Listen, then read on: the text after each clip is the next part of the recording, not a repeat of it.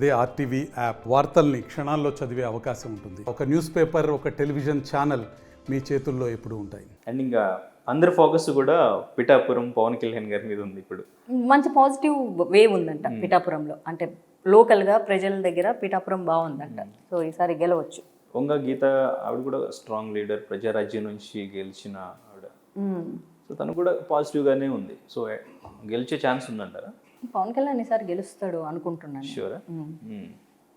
అది okay, right. And ఇంకా ఈ జనసేనకి ఆ సీట్లు ఇచ్చిన టైంలో టీడీపీ అన్యాయం చేసిందని కూడా కొంతమంది మాట్లాడారు.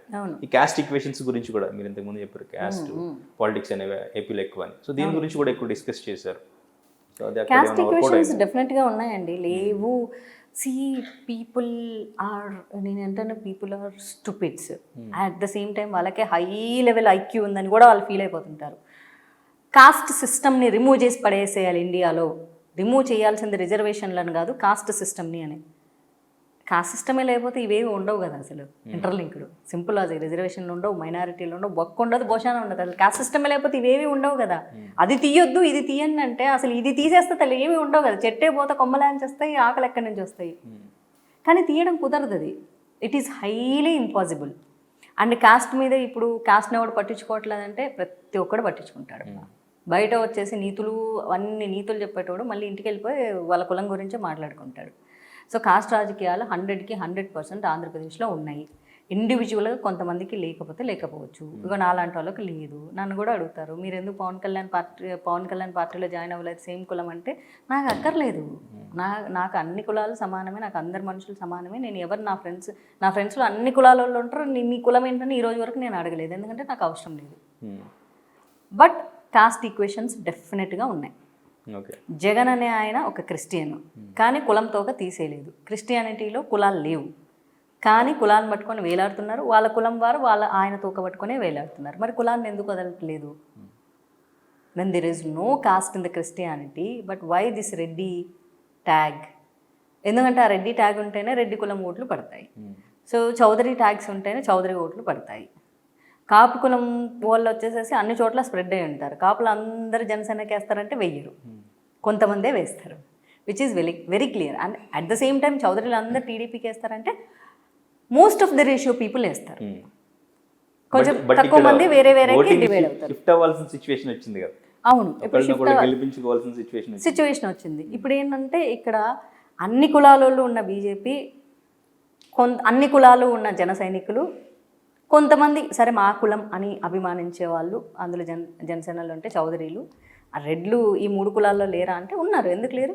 ఉంటారు. లేదు మిగిలిన కులాలలో అంటే అన్ని కులాలు అంటే అదేలే, నేను ఎవరెవరికైతే పార్టీలు ఉన్నాయో వాళ్ళ కాస్ట్ పేరు చెప్తున్నాను. సో సమాజంలోని అన్ని వర్గాల వాళ్ళు ఈ 3 పార్టీల అలయన్స్కి ఉన్నాయి కాబట్టి న్యూట్రల్ పీపుల్ కూడా, న్యూట్రల్ ఓటర్స్ కూడా కొంచెం థింక్ చేసి పాజిటివ్గా యువత కూడా ముందుకు వచ్చేసి, ఆంధ్రాలో యూత్ బాగా ఎక్కువ. సో ఈ పిచ్చి జేజేలు జెండాలు కొట్టడం మానేసేసి అరే మన భవిష్యత్తు ఏంటి అని ఒకసారి ఆలోచించుకుంటే, స్టేట్లో సెంట్రల్లో ఒకే పార్టీని గెలిపించుకుంటే కొంచెం మన భవిష్యత్తు ఏంటి ఏదైనా క్వశ్చన్ చేయడానికి బాగుంటుందని, కొంచెం స్మార్ట్గా థింక్ చేస్తే బాగుంటుందని నా పాయింట్ ఆఫ్ వ్యూ.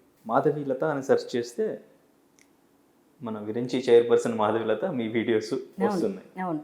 సో ఆవిడకి ఎంపీ సీటు ఇవ్వడం అంటే ఇప్పుడు ఓవైసీని ఓడించడానికి ఆవిడకి ఎటువంటి ఎక్స్పీరియన్స్ లేకుండా ఎట్లా సీట్ ఇచ్చారు అనేది కొంతమంది, ఇప్పుడు రాజా సింగ్ లాంటి వాళ్ళు కూడా కామెంట్ చేశారు.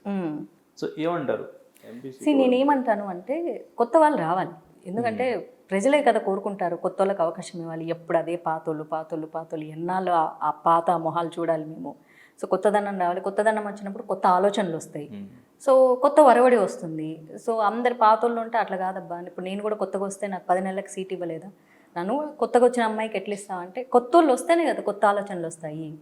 అలా లేకపోతే కొత్తదనం ఎట్లా వస్తుంది? అదే పాత లీడర్లు అదే ముతకబడిపోయి ముసలి పడిపోయి ఇంకా సంవత్సరాలుగా వాళ్ళు ఉండి అవే పాత ఆలోచనలు ఎన్నాళ్ళు రుద్దుతారు?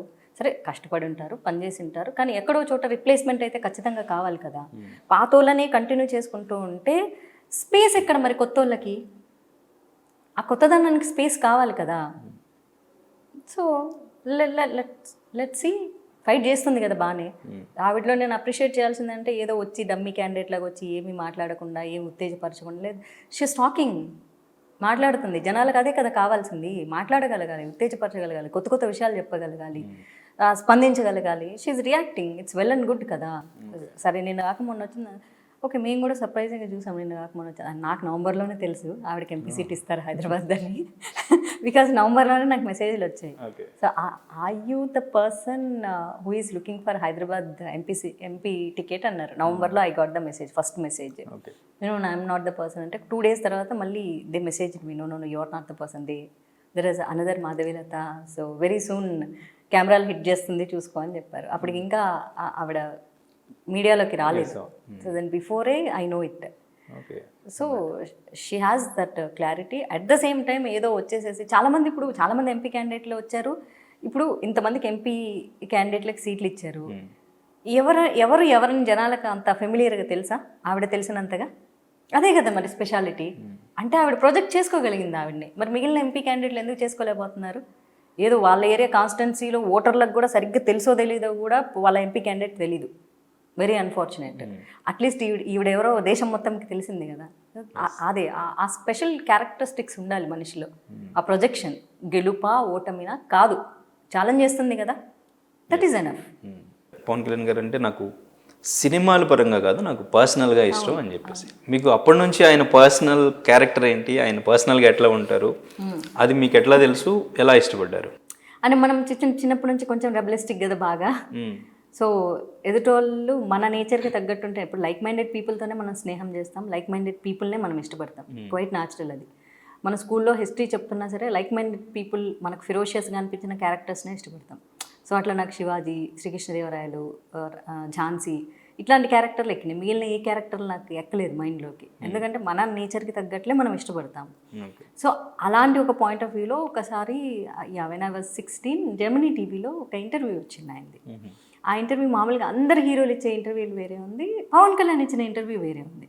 చాలా కొత్తగా, చాలా పొలైట్గా, చాలా సింపుల్గా అలా మెట్ల మీద కూర్చొని చాలా క్యాజువల్గా తన మార్షల్ ఆర్ట్స్ గురించి, తను తిన్న దెబ్బల గురించి, తన గోల్స్ గురించి, and I'm not a good actor, I'm not a good dancer, తన గురించి తను ఒప్పుకోవడం. సో ఎవ్వరు ఒప్పుకోరబ్బా అట్లా. అలా నాకు ఆ నిజాలు చెప్పేవాళ్ళంటే భలే ఇష్టం. ఏదైనా సరే నిజం చెప్పాలి, క్లారిటీతో చెప్పాలి. అది చూసా, అరే ఇవ్వలే ఉంది ఈయన బలి చెప్పాడే, అసలు ఇలాగదా ఉండాలి. అప్పటి వరకు నా పవన్ కళ్యాణ్ అంటే ఇష్టం లేదు ఆనెస్ట్లీ. చిరంజీవి గారు అప్పటికి అంతే, చిరంజీవి గారే ఇష్టం. అప్పటికి 2-3 సినిమాలు వచ్చాయి పవన్ కళ్యాణ్వి. నా ఫ్రెండ్స్ అందరూ కూడా బుక్కుల్లో గ్రీటింగ్ కార్డ్స్ పెట్టుకుని తిరిగారు. పవన్ కళ్యాణ్ హ్యాండ్స్ అంటే ఒక్కలే చిరంజీవి చూడు ఎంత బాగున్నాడు అని నేను అనేదాన్ని.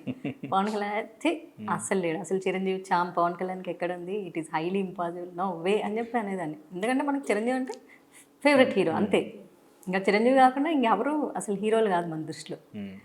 కానీ ఇంటర్వ్యూ చూసి అరే బాగానే ఉంది, బాగా చెప్పాడే, సినిమాల గురించి కాకుండా తన చిన్నప్పటి లైఫ్ గురించి మొత్తం, అంటే నిజం చెప్పాలంటే తన వ్యక్తిత్వం గురించి మాట్లాడాడు అనమాట.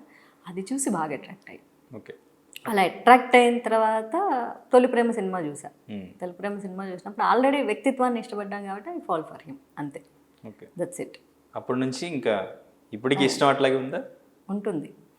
ఎప్పుడు దూరపు కొండలు నునుపు అని, మనం ఒక వ్యక్తిని దూరం నుంచి ప్రేమిస్తే అది మనిషి మరణించే వరకు అట్లే ఉంటుంది మన దృష్టిలో అంతే.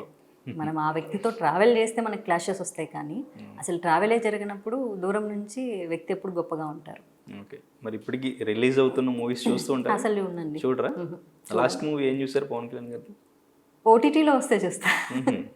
ఓటీటీలో ఏమొచ్చింది, అదేదో వచ్చింది కదా సాయిధరం తేజ్ది బ్రో, అది చూసా అంతే. Okay bite, super, thank you so much. And final ఒక క్వశ్చన్, ఏపీ నుంచి మళ్ళీ ఏమైనా కంటెస్ట్ చేద్దామనే ఆలోచన ఏమైనా వచ్చిందా?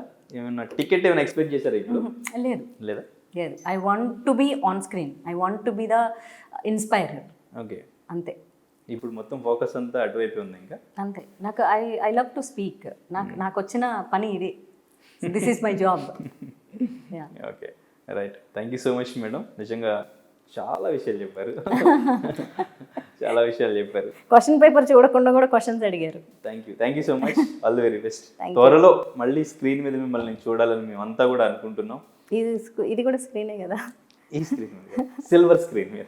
Okay sure. Okay thank you so much. All the best. Thank you so much. మరిన్ని వీడియోస్ కోసం ఛానల్ ని సబ్స్క్రైబ్ చేయండి, లేటెస్ట్ అప్డేట్స్ కోసం వాట్సాప్ ఛానల్ ని ఫాలో చేయండి, అండ్ లింక్ డిస్క్రిప్షన్ లో ఉంది.